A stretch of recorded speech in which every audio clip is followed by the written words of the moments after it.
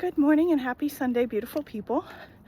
I skipped last week's post because I was on retreat in Colorado in the beautiful Rocky Mountains, and I wanted to make a post, but there just wasn't time or space, so I didn't. So I did not make a video, but I'm here now at the end of my hike for the day and at the end of those beautiful lessons, which I'm still kind of integrating. Usually takes a week or two to integrate. We call it inner medicine. So I'm still working through it, learning the lessons. Hold on, I got sweat in my eye. Okay.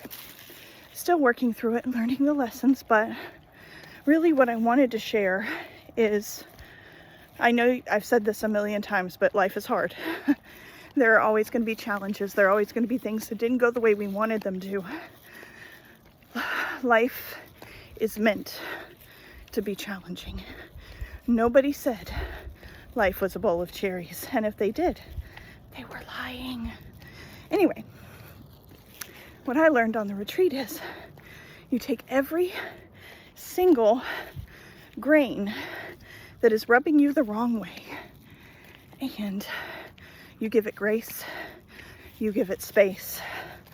You don't go into it shouldn't be this way, or I wish it was this other way, because that takes your power away. So you take that grit and you lean into it and give it space to be exactly what it wants to be. And that is going to turn, what the Buddhists call it, or the way the Buddhists say it, is turn poison into medicine. So your grace and your space is going to turn that grit into a benefit for you in some way. It's going to teach you something. It's going to give you some strength. It's like when you're working out conditioning. Everybody hates doing conditioning work. I absolutely hate it. Super loathe it. I loathe burpees. Anyway, you take that grit and you let it be. Sorry, I dropped my baby. She almost got away. And you work with it and let it turn into something beautiful for you. And so I was taking my past, the pieces that I was still embarrassed about, the parts that I was still regretting or afraid of, and looked at them in a new light, as medicine, as gifts. And I saw how they had changed me and what a beautiful person I am now because of those quote unquote mistakes, because of those times that I was a version of me that most would be embarrassed of or ashamed of, and I was for a very long time. But I'm not now. I see it as a gift. And I think this is what forgiveness really is. It's the transmutation of those lessons, of those pains, into gold, into lessons, into beauty. And I'm not saying that what happened was okay. I'm not saying that, if somebody else harmed us, that harm doesn't count because we grew from it. It still counts. It's still real. It was still there. And same thing with us. The way that we harmed others is still real. It still counts.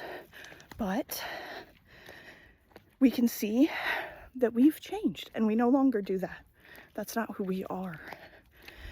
And with the other people, generally, they're no longer in our lives. And if they are, hopefully we've addressed these things directly with them and they've taken accountability. And if they haven't taken accountability and we haven't shut them out of our lives, that we have very, very healthy boundaries around them, including those we love. If your parents abused you, it's very important to make sure they don't also abuse your children.